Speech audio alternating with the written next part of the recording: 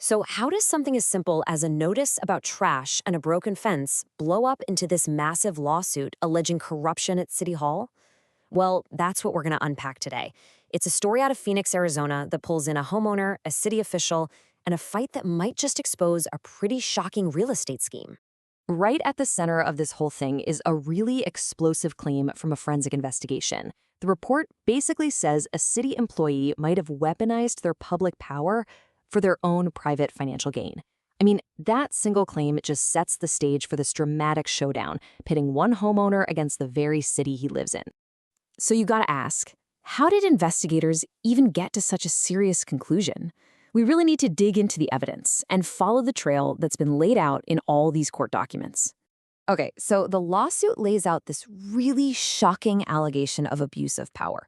It claims a city employee, using their position of authority, actually orchestrated a whole plan to unlawfully seize a resident's property. And the goal? Well, it wasn't for the public good, that's for sure. It was all for the financial benefit of a private company.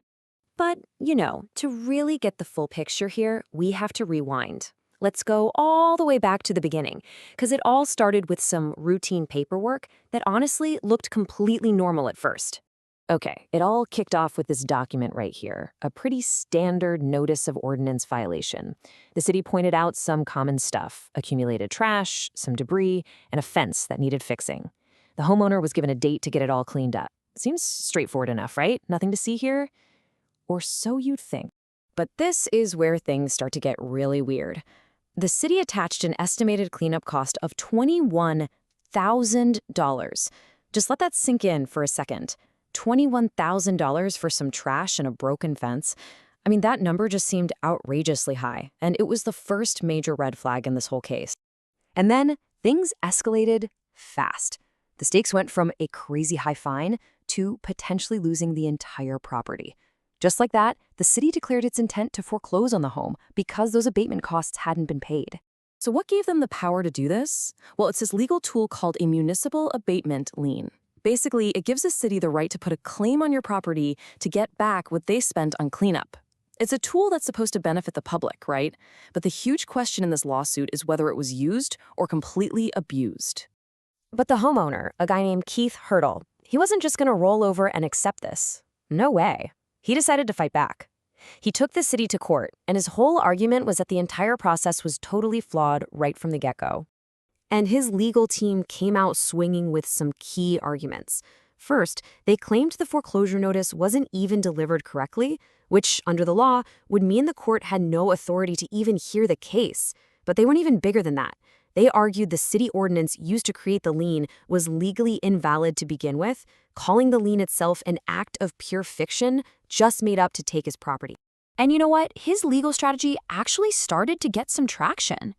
In a different but related case, a judge actually sided with him. The judge threw out a court order because of improper service, which set a huge precedent that, these procedural mistakes could actually invalidate the whole legal action. So Hartl's fight really forced people to take a deeper look. And that led to a forensic report that started connecting the dots between the city's really aggressive moves and one specific private real estate company. And what this investigation found was a huge potential conflict of interest. It pointed to a City of Phoenix project manager, a woman named Betty Gamez, who was also allegedly running ENG Properties, the very same real estate company that was a defendant in the foreclosure lawsuit. Now, to be super clear, the report makes a crucial distinction between two companies with very similar names. On one side, you got ENG Real Estate Services, which is a totally legitimate brokerage in Tempe. But on the other side, you have ENG Properties, the corporation named in the lawsuit and, according to the allegations, the one controlled by Gamez. The investigation also had to clear up a case of mistaken identity, which is pretty important here. The defendant, Betty Gamez, who court filings say also used the alias Betty Nava, is a completely different person from Bettina Nava, who is a well-known political strategist in Phoenix.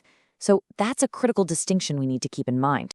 So here's the alleged scheme, broken down step by step according to the lawsuit. First, Gamez uses her public position inside the city. Second, she directs the city to slap a legally void lien on a property. Third, that bogus lien is what triggers a foreclosure. And finally, that foreclosure creates the perfect opportunity for her own private company to swoop in and acquire the property. It's a 4-step playbook for turning public power into private property. Now, in the lawsuit, her company is called her alter ego, and that's a really powerful legal claim. See, if a court agrees, it basically says the corporation isn't a separate thing from the owner. It allows the homeowner to pierce the corporate veil, as they say, and hold Betty Games personally responsible for everything the company did. You know, this one case just blows the door wide open to some much bigger questions. Like, how could something like this even happen? What are the weaknesses in the system that could let a city's power be turned against its own residents? And believe me, this isn't happening in a vacuum. The allegations fit a pattern of real estate fraud that Arizona's top cop, the Attorney General, is actively trying to crack down on. They often call these equity stripping scams, where vulnerable homeowners are targeted and basically tricked out of their own property's value. And if the court agrees that this lien was void ab initio, that's a fancy legal term for invalid from the very beginning, the fallout could be huge. It would call into question the legitimacy of who knows how many other similar liens the city has issued. And it would suggest a really serious breakdown in oversight that allowed a flawed legal tool to be turned into a weapon. And all of this brings us to one final critical question. The allegations here, which are still being fought out in court, they paint a really disturbing picture of those lines blurring between public service and private profit. It really forces us to ask, when a city's power can potentially be turned against its own citizens, who is holding the system accountable? And what happens when those checks and balances fail?